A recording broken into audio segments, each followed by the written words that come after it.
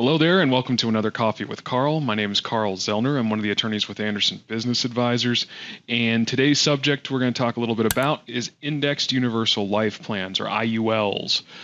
Those of you who have come to one of our events are probably familiar with these, as we usually have one of our folks from our sister company, Anderson Financial Services, come in and talk about them because they're a great tool that a lot of people don't have the opportunity or are unaware of in the ability to use these type of life insurance plans as an additional funding source. I am not a licensed insurance agent, nor do I want to be, but I think it helps to kind of take the 30,000 foot view and take a look at what these type of plans can do and who they may be appropriate for, or who's use them for different purposes. I myself have one. I like it. I use it, number one, as sort of a term or life insurance policy, since those of you who are familiar with us know we do a ton of traveling and do a lot of different classes all over the country. So I use it as a life insurance policy that doesn't have a term limit, as well as down the road and currently overfund it so that I can actually borrow against it. There's lots of different ways to construct these IUL plans. If you're interested in looking for one, it's important that you actually have your own individual consult with an insurance agent. Like I said, my preference is to use Anderson Financial Service, and I did use them for my IUL plan because there are lots of folks out there that sell IULs that structure it in such a way where you're not getting as much benefit as you could. So I can vouch for Anderson Financial Services. However, those other insurance agents out there may not.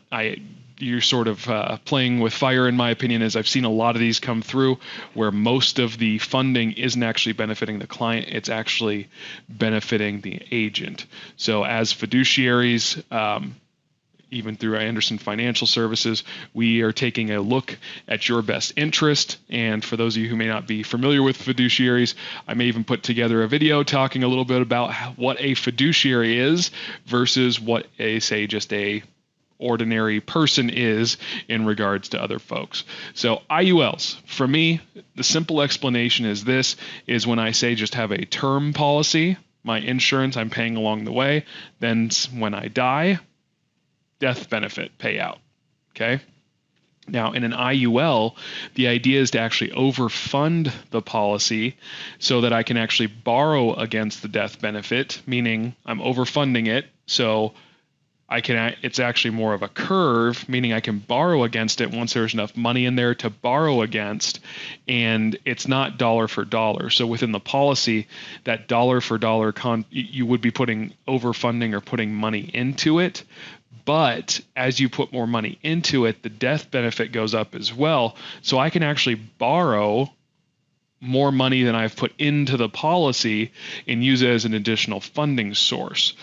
Usually the loans are pretty quick, pretty low rate of interest, and you get the benefit of, if you say never pay the loan back, then that amount comes out of the end death benefit.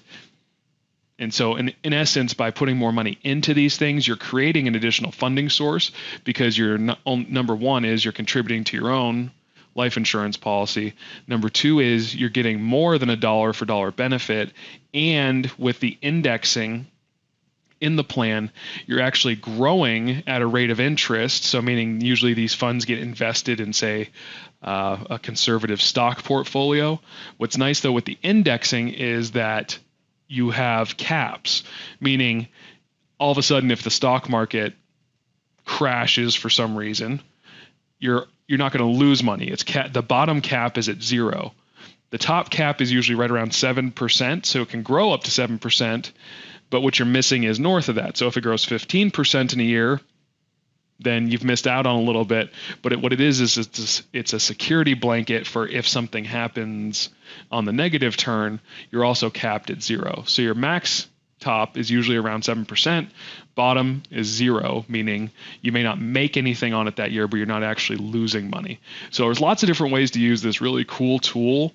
Like I said, if you'd like you really need an individual consultation because it is insurance. So some plans will require a medical exam, some don't. But what you want to do is sit down with an insurance agent. My preference, like I said, is Anderson Financial Services. They've done a great job for me. And I've really taken some great benefit out of having one of these. So I want to talk about it a little bit because sometimes you start tripping into these things when you hit the Google. So I wanted to make it as simple as possible. As always, take advantage of all of our free content, whether it's through YouTube, one of our in-person classes, Toby's Tax Tuesday, which is awesome. And until next time, thanks for joining me with Coffee with Carl.